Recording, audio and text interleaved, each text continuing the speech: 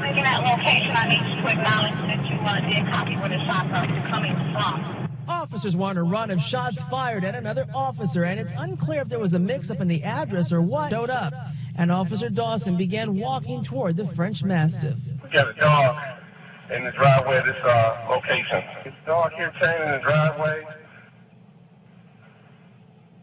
going in the rear of this location. Okay, sir.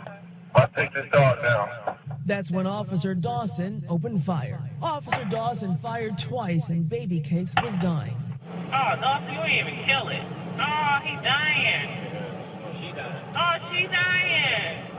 You took out their family pet. The dog was securely tethered to the house by a steel cable at the time. And the video also shows officers going and accessing the area they were trying to search by simply going around the house and hopping the fence. The city has now agreed to settle the case for $100,000. The act provides for recovery of punitive damages, which are damages to send a message to the violator and to others to prevent others from doing the same. If it doesn't appear to be anything to this one right now, they shot a dog, so they're going to have to take care of that. Other than that, we'll look at it.